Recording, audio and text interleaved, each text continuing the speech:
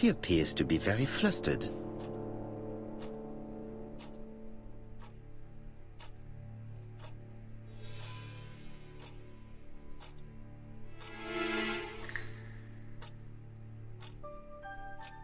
She's unable to hide her emotion, and her makeup has been disturbed. I think that this young woman has just been kissed. Here? Teapot with black dragon, Gangxi period, end of the 17th century. It is a rare piece with unusual colors. You have a good knowledge of art history. Acquired while working with Sir Carmichael. I used to help him manage his collection and choose his new acquisitions.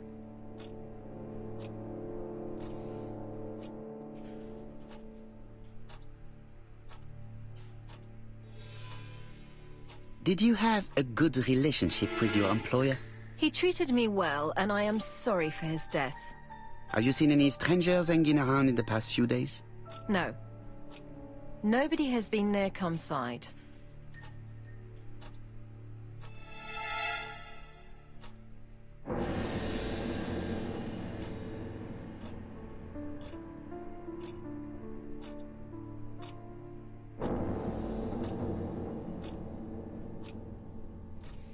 Tell me what happened last night. After dinner? Well, I did some sewing and then I went to bed. I was woken by the telephone at 11. I heard Franklin Clark speaking with the gardener. They left with some lanterns and they found the body.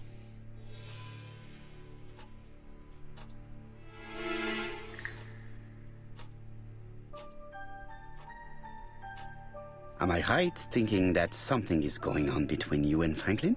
How dare you ask me such a question?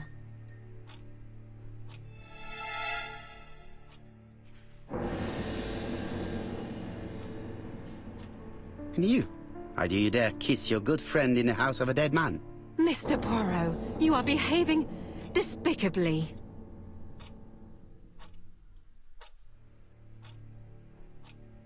Miss Grey, if I may be so bold, please do not take offence. My friend has rather unusual methods, but all he wants is to find the murderer. Yes, I understand. I must rest. Please excuse me. Earlier, you asked me to watch the living room door for you. I don't wish to be indiscreet, but sometimes a gentleman stumbles upon a secret without intending to. That is sometimes the case. And I saw Franklin Clark kissing Miss Grey at the foot of the stairs. Do you think this is a common occurrence? No, I saw emotion, intensity. I think it was their first kiss. Well done, mon ami. Well spotted. However, I don't think I completely understand this business. Why did Sir Carmichael not defend himself? He appeared to have been active and strong. The murderer did not give him a chance. Let us try and reconstruct the scene.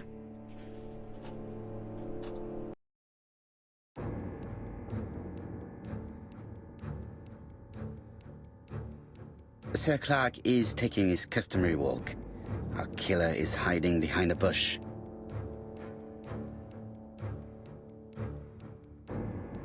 The old man walks quietly along the gravel path.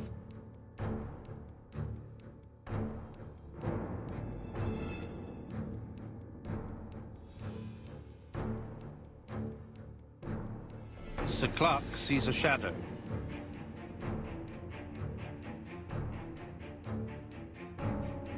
No, Sir Clark was attacked by surprise. He could not see his assailant. Let us think again, mon cher.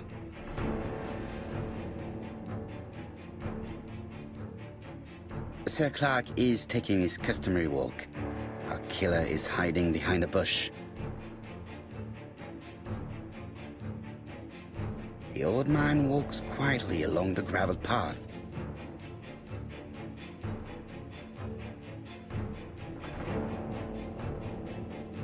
Then he turns towards the sea to gaze at it.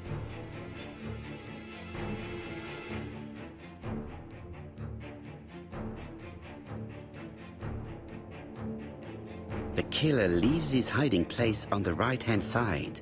He approaches silently over the grass. Then he throws himself on his prey and cuts the poor man's throat. He then lays down the ABC before leaving. Everything appears to match the crime scene, mon cher Hastings. That is exactly what happened.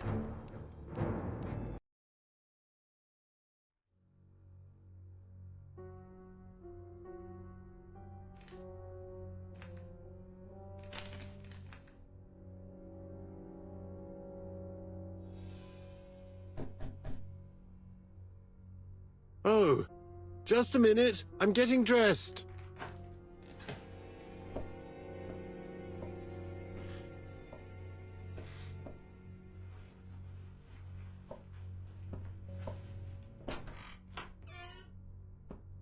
Mr. Kirst, have you recently returned from Churston?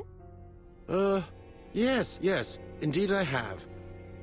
Have you seen the papers? And to think that you might have rubbed shoulders with the killer. Imagine that. Mr. Kirst, are you all right? You don't seem well. My apologies. My throat is burning and my head feels heavy. It's ever since the war, you know. Since my injury, my head has never been the same.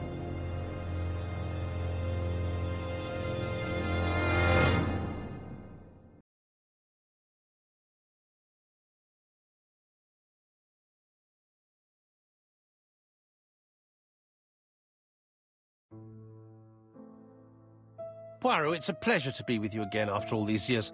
I looked for a gift to thank you, and I found this propelling pencil. An authentic collector's item. You spoil me, mon ami.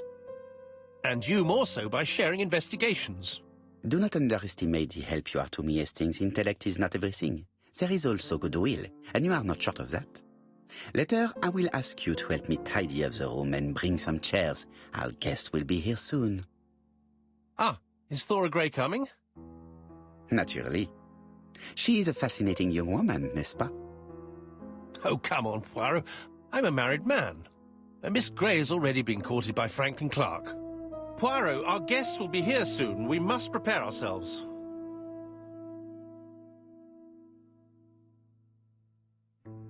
I should take advantage of the silence to examine them.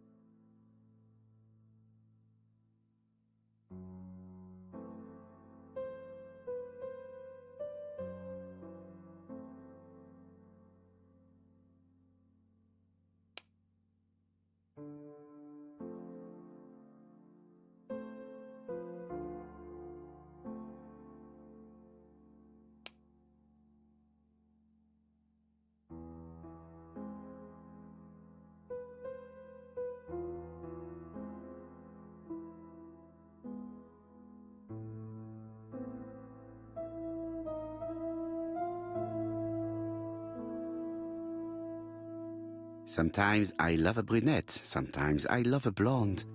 That's what the song says.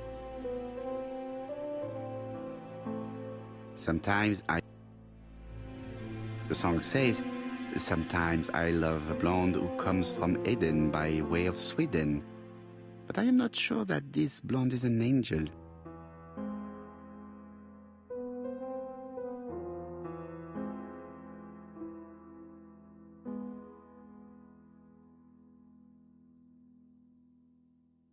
Donald is always on edge.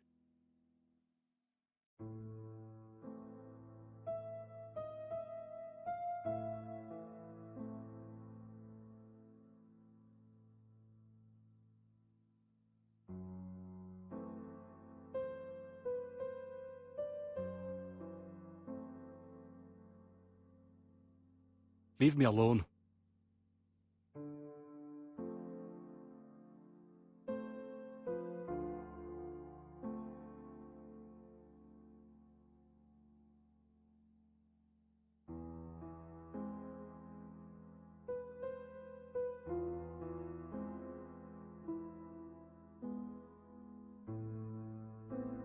Leave me alone.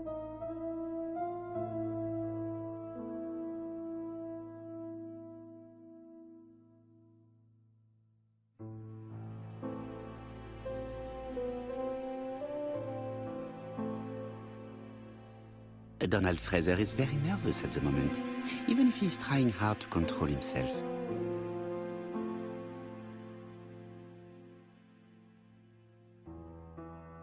She appears to have taken more care with her appearance than the last time.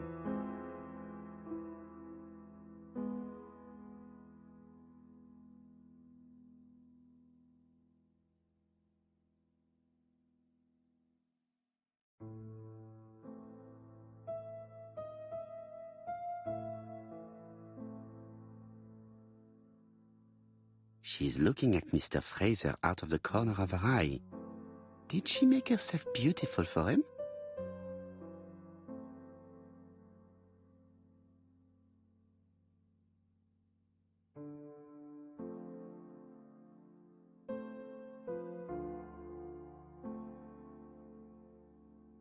Franklin Clark always seems at ease, regardless of where he is. Something that's unique to people who travel.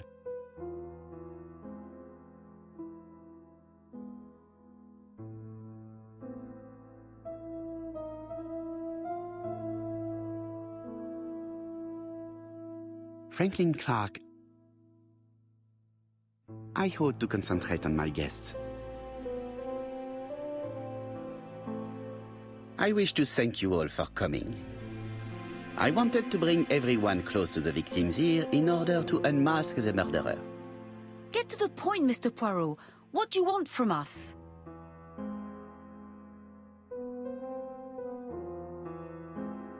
You are an intelligent woman, Mademoiselle Barnard, and I'm sure that you have already understood my intentions.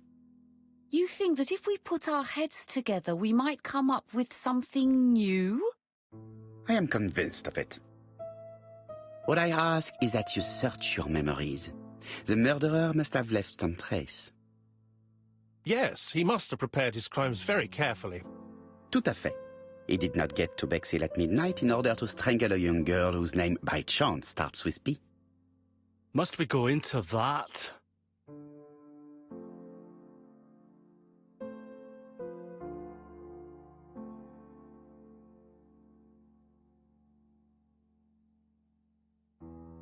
Mr. Fraser, please get a grip on yourself. Well, I want to help you, but I don't remember anything else. Nothing I haven't already said. And you, Mademoiselle Barnard, did your sister say if she was seeing another man? She never would have told me.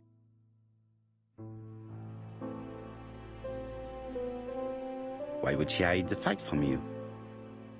Betty knew I didn't approve of her behaviour. Her flirting was spoiling any chance she might have had. Tell me, mademoiselle, what did you talk about with your sister? Silly things. Her new dress. She wanted a pair of black stockings to go with it. Mother bought her a brand new pair. The day it happened, she was crying. And to think that Betty never even wore them. Poor Mummy. Your sister used to sing, I believe. Did she ever perform in public? She dreamt about it, but she had a very bad cough. It troubled her greatly. She had to cancel auditions and miss lots of opportunities. A pity. Yes, she sang well, but that doesn't tell us much about the murderer. Qui sait? In any case, we now have enough information to draw up a relatively precise psychological profile. Let us now try and get our brain cells to work.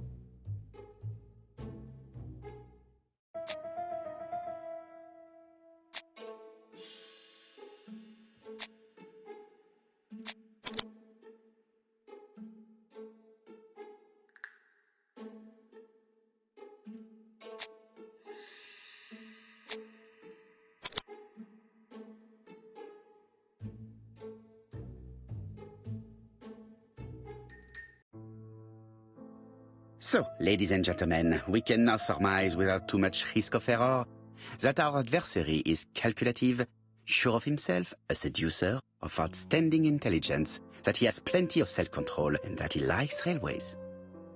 It's a good start. Other meetings may be necessary. I hope that you will be able to come back again. Well, it's just that...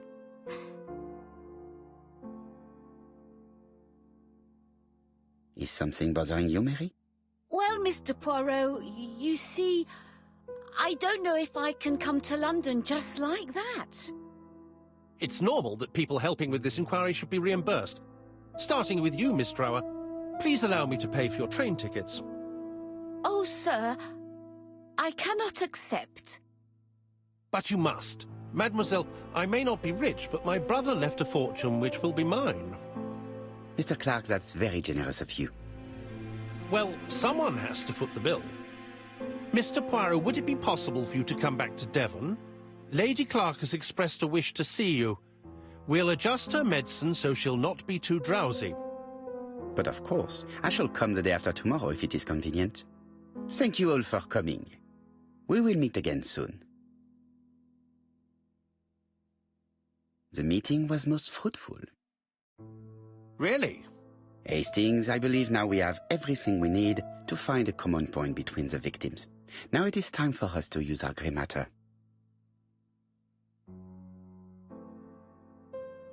Let us now try and get our brain cells to work.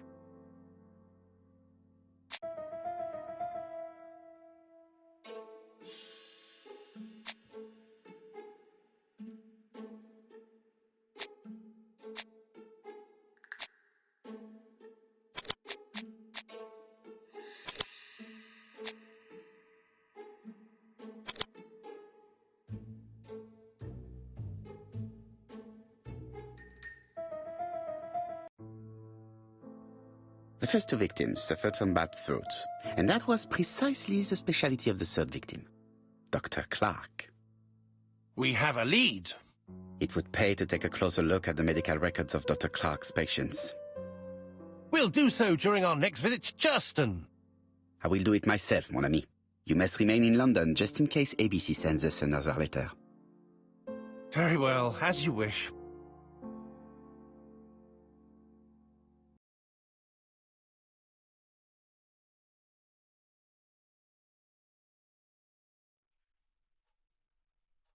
Thank you for coming, Mr. Poirot. Lady Clark is waiting for you in her bedroom on the first floor. Please excuse me, I cannot stay for the interview. I've to take Miss Grey to the station to see our lawyer in Torquay.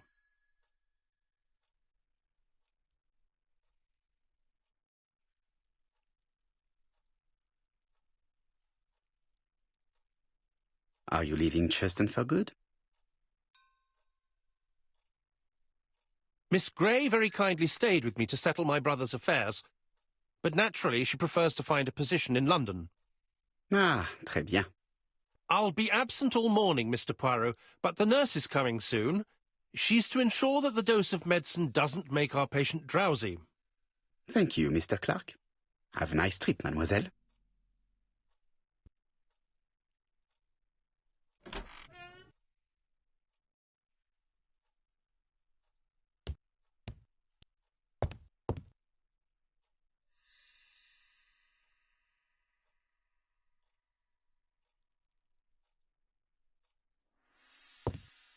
It would be rude to make Lady Clark wait any longer.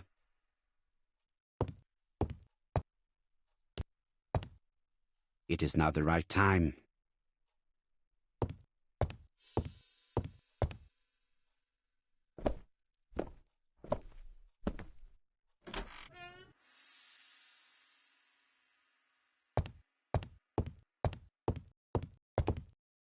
It would be rude to make Lady Clark wait any longer.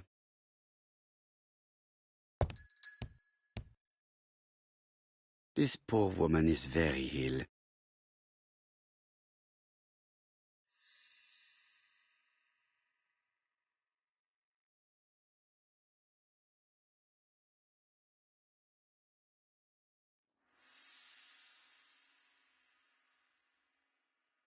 This woman is suffering.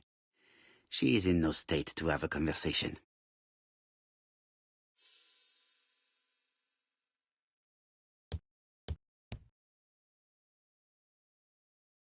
Mr. Poirot? My respects, madame. Thank you for coming. Thank you. Have you seen the nurse? She should have been here by now. Oh, I'm sorry. The telephone in the hall is ringing.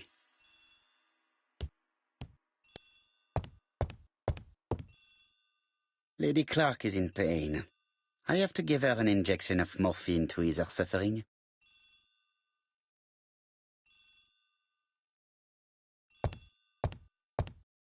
Lady Clark is in pain. I have to give her an injection of morphine to ease her suffering.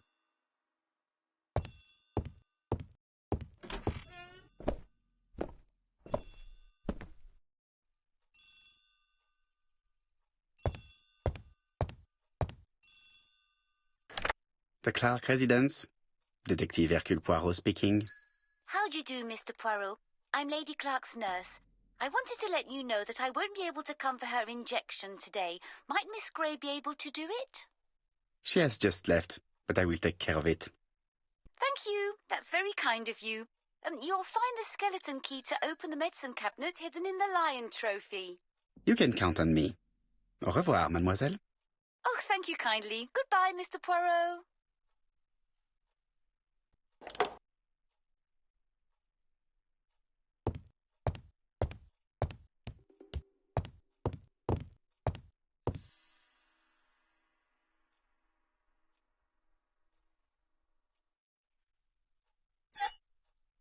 Here is the skeleton key.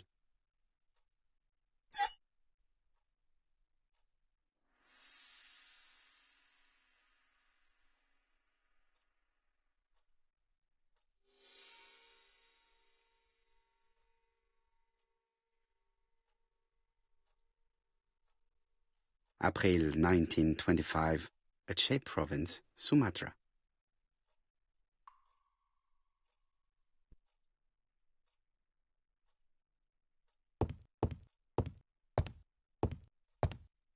Lady Clark is in pain.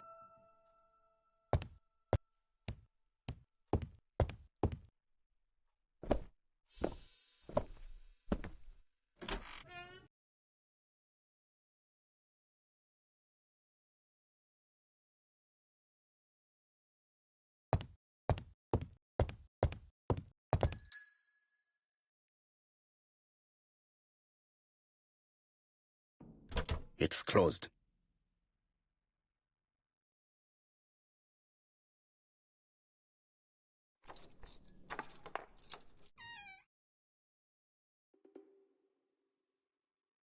Ah, Mr. Poirot.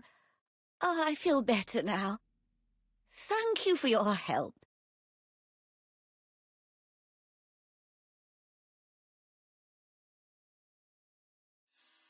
You asked for me, chère madame. Yes, yes, of course, I wish to speak with you. But what was it about? No doubt. You wish to talk to me about what happened to your husband? Ah, yes. Oh, poor Carmichael. Has the madman who killed him been caught? Not yet, chère madame. There was a great many people in Cheston on the day of the murder. Indeed.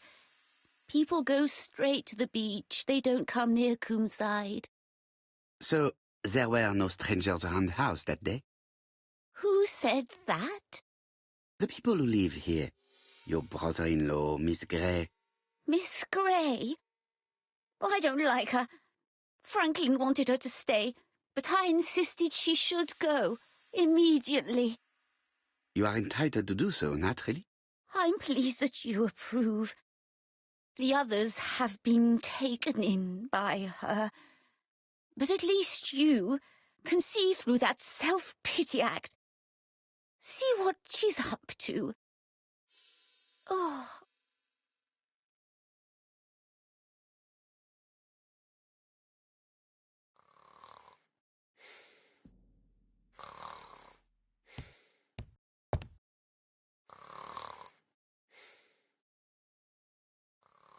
This subject would probably be useful to me.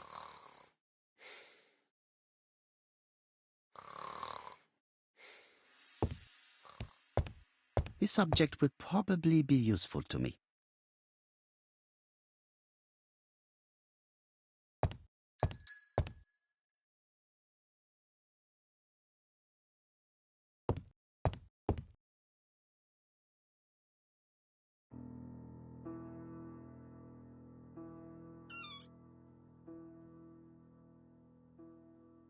The mechanism appears to be broken. I have to put a new spring here.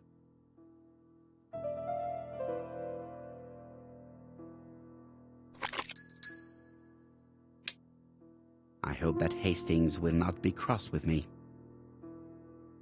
This part appears to be working.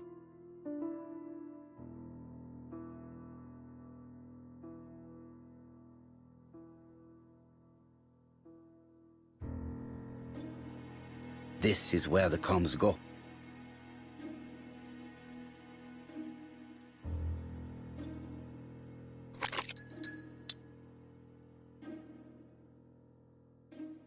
The bronze comb is preventing me from positioning this one.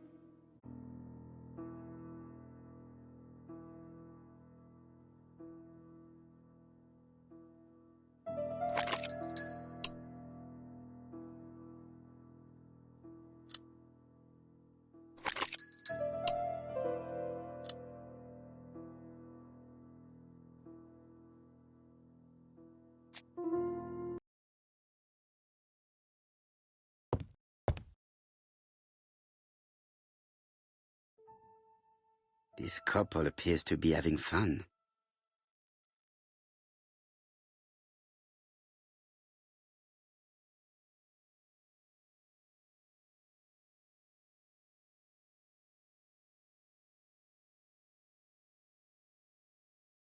Lady Clark and Sir Carmichael were very happy, but they did not have any children.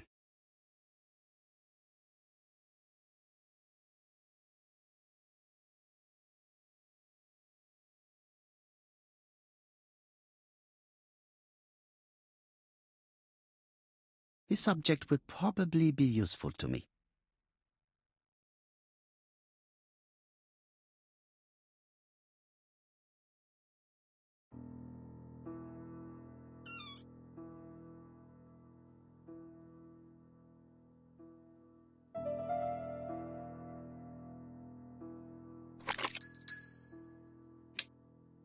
I hope that Hastings will not be cross with me.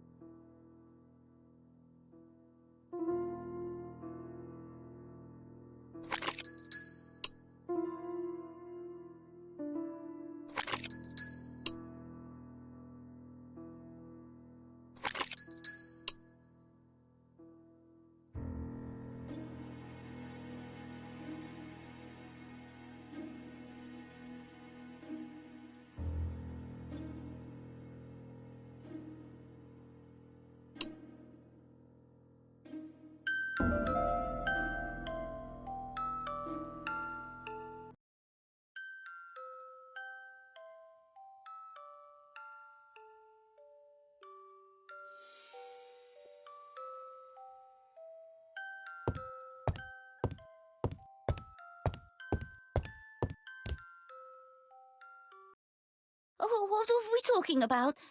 Ah, yes, Thora Grey. Oh, Carmichael had great esteem for her, but for me she was nothing but a hypocrite.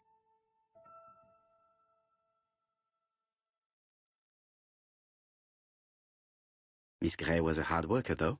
Thank goodness. Fortunately, she was good at her job. I don't see why you all think you should have to defend that girl. You are very harsh. Do not forget that the girl is an orphan. Yes, and she used the fact to get around men. Take Franklin. He's fallen for her sweet talking charms. Oh, he's a lovely boy, very plucky and sure of himself. But so naive, oh, when it comes to women.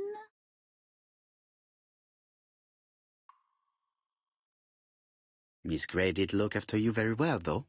Outwardly. But she's hiding something. I think she tried to poison me. Miss Grey? A poisoner? But everybody appears to like her. It proves she knows what she's doing. She's manipulative and she's a liar. A liar? Let's see, didn't she say that on the day of the crime nobody was around Coomside? That is correct. Well, at 11 o'clock I saw her talking to someone. Really? And what was this man like? An ordinary sort of man with a very plain face. Oh, I don't remember well. Was he a gentleman? No, he was not a gentleman. It would be best to leave her to sleep now. The telephone in the hall is ringing.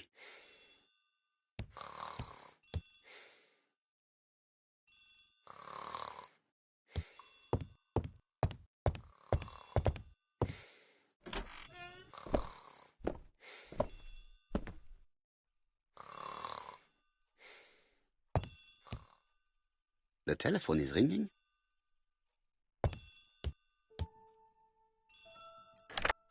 Hello? Poirot, is that you? Hastings here. Thank you for calling. Have you received a new letter from the murderer? No, thank goodness. How are things in Churston? I questioned Lady Clark, but I will not leave until I have examined everything of interest to me here. Fortunately, Franklin is absent, and I have a skeleton key. Have you seen Thora Grey again? Briefly. But rest assured, I intend to summon her to London soon. She's a fascinating girl. But secretive. I would like to ask her a few questions. Poirot, she wouldn't hurt a fly. Each to his own, my friend. Yours are pretty orphans, mine old ladies that have the maladies. Poirot, are you mocking me? No ill intended, rest assured. À bientôt, mon ami.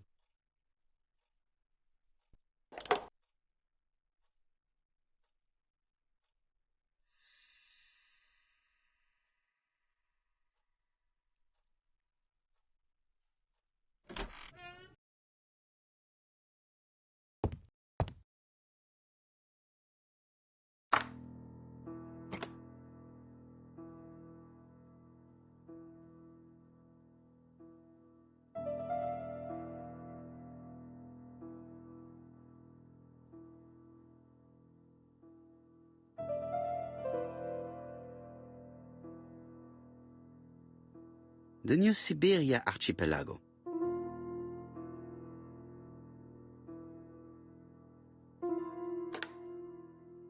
I must need something to continue.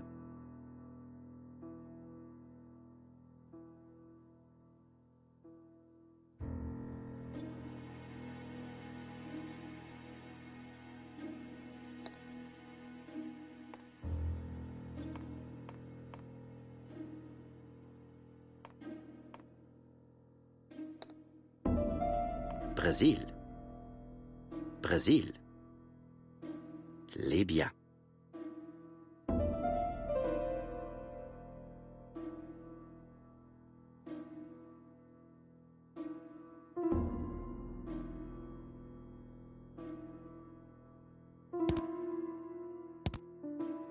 I must need something to continue.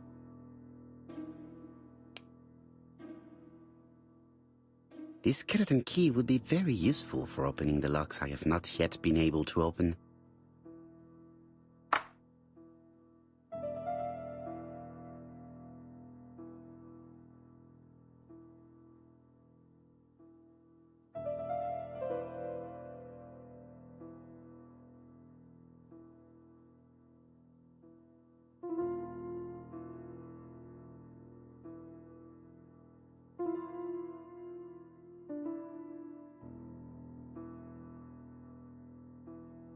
This plate appears to be able to move, but something is blocking it.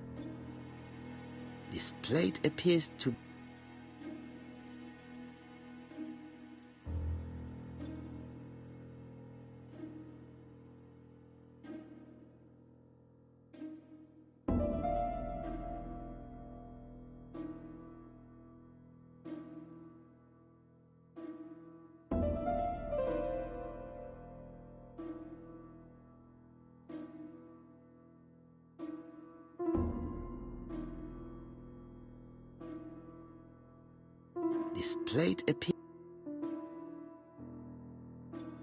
This plate appears to be able to move, but something is blocking it.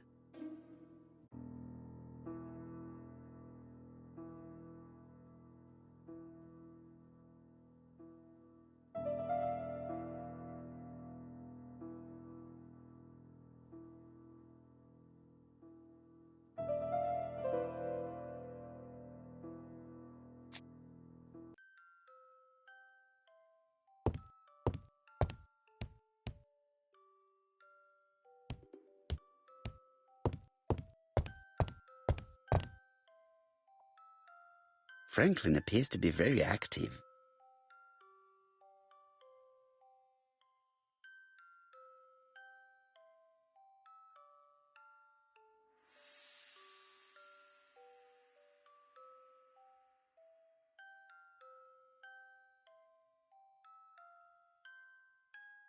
Franklin Clark appears to be a typical British gentleman, a good sportsman, a hunter, a traveler.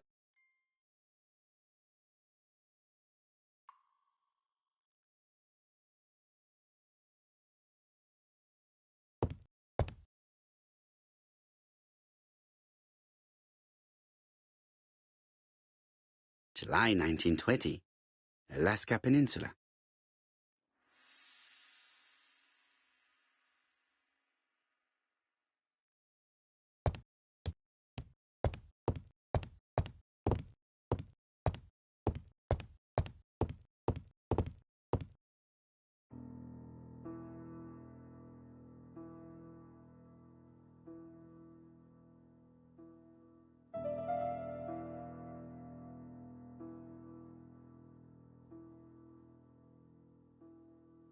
Four Chinese symbols are engraved on this padlock.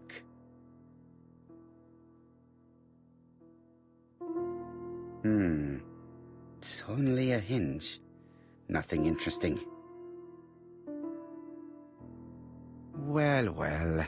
The characters engraved on this disc resemble those engraved on the padlock.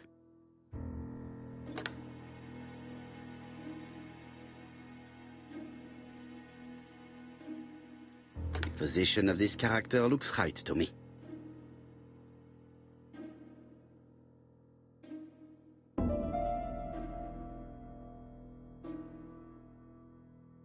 Like this character appears to be the right way round.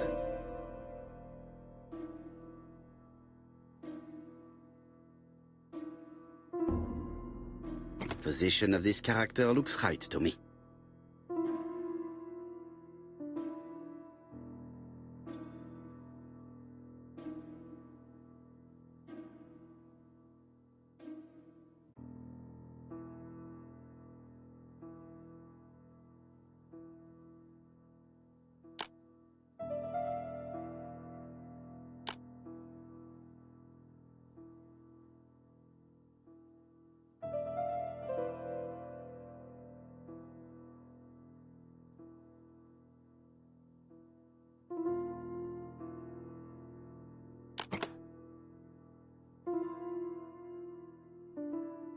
At last, the cupboard is open.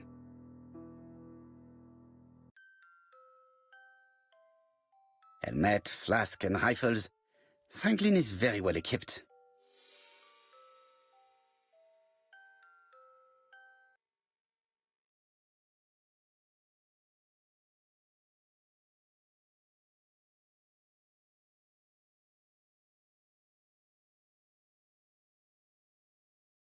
Genteel and wild.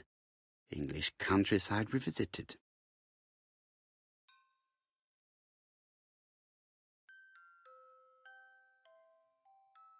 The Railway Children, E. Nesbit.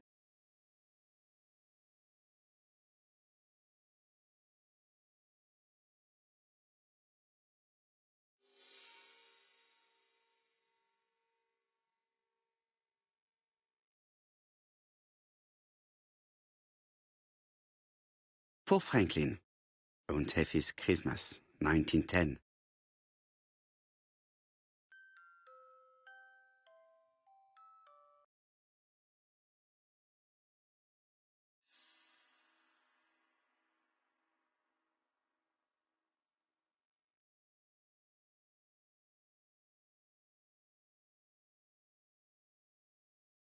Traveling in China, a practical guide for English travelers.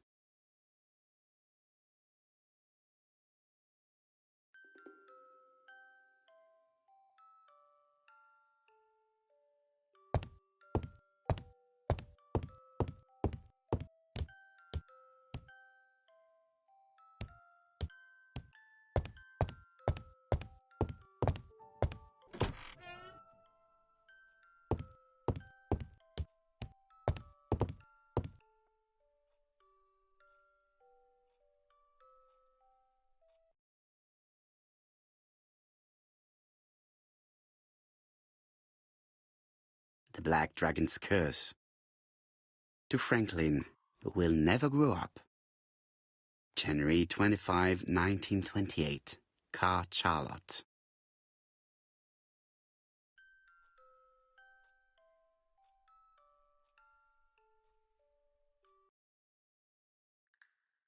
Miss Thoroughgrey Comside Justin Devon. Arsenic trioxide thallium.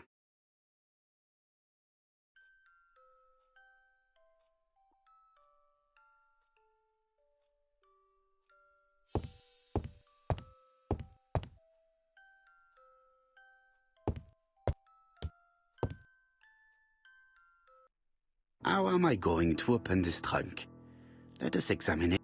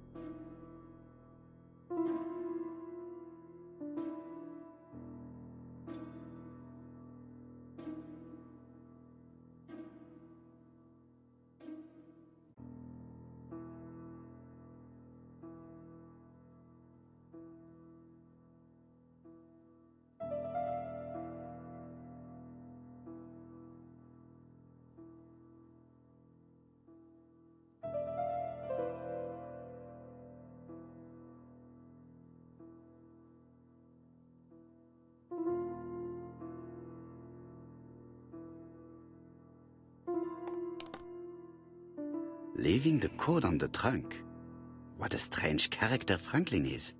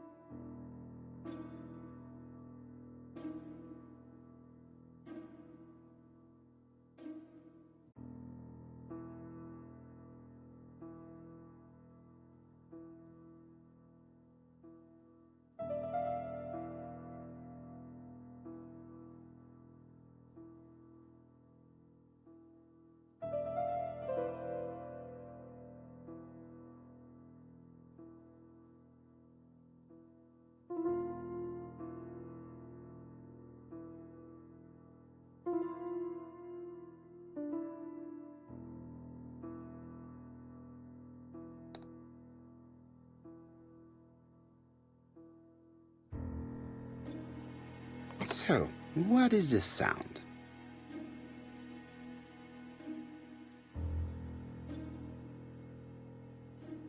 I should be able to open the trunk.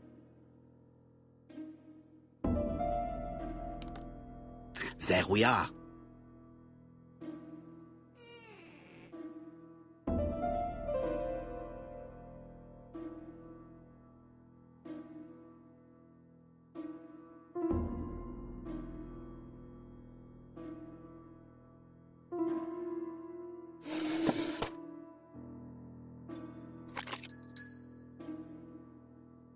Why has Franklin put an Allen key inside his trunk? I'll borrow it for a minute.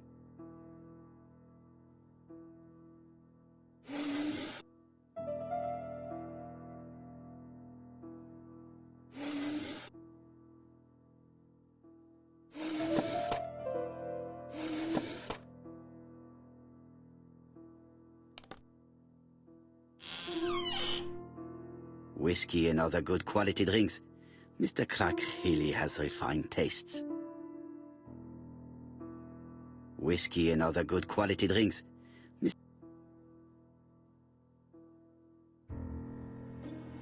Whiskey and other good quality drinks.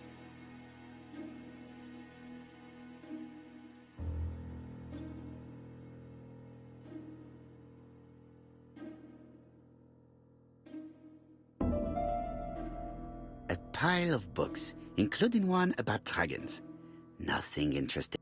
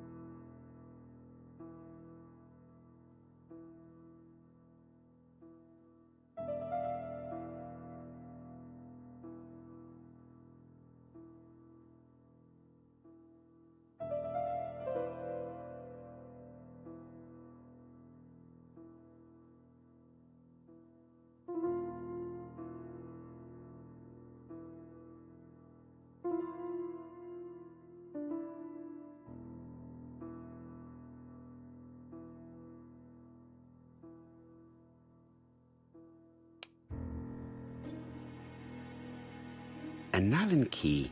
It can be used in 5 positions.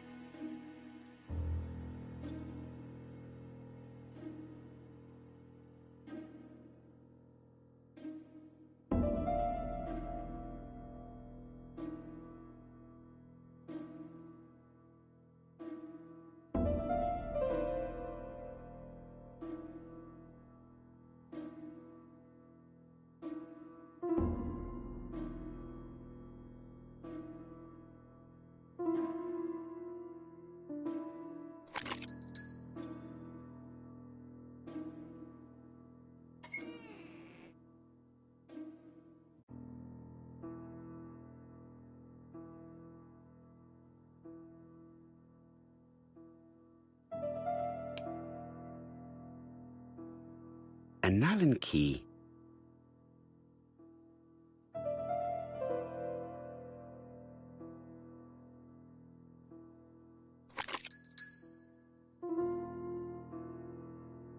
Another screw.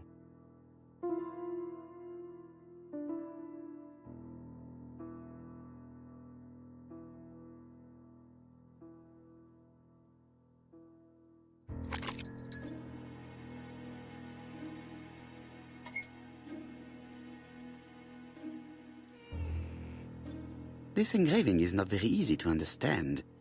I need to sort it out.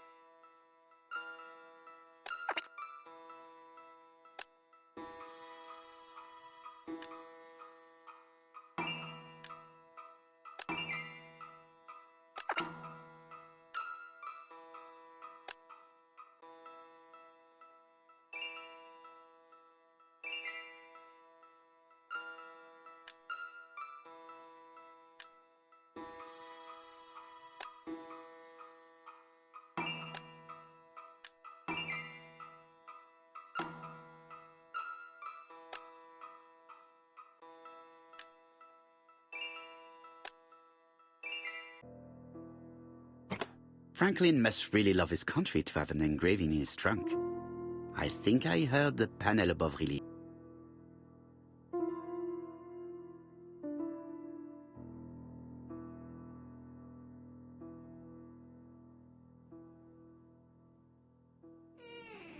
A signet ring? A signet ring with a code written on it. 1587. It may be useful to me.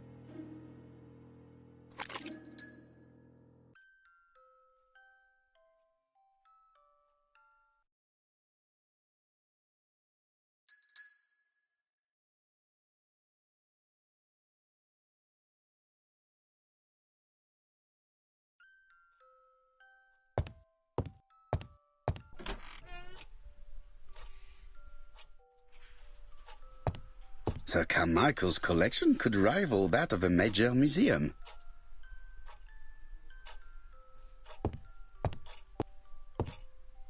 The door is locked.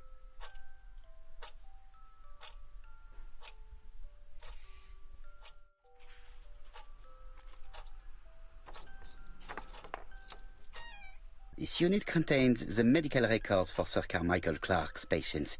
Let us study them closely and see if there are any familiar names. No dust on the records from A to D. They've been handled recently. No known names. Disappointing.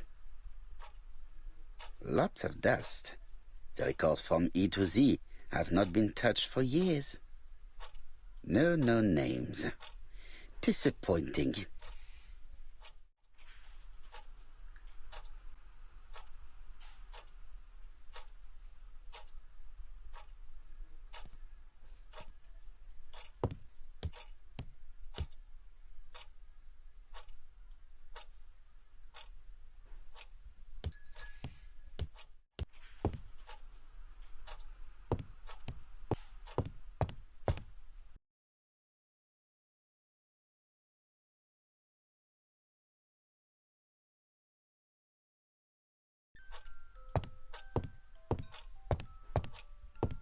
There are some very valuable objects here.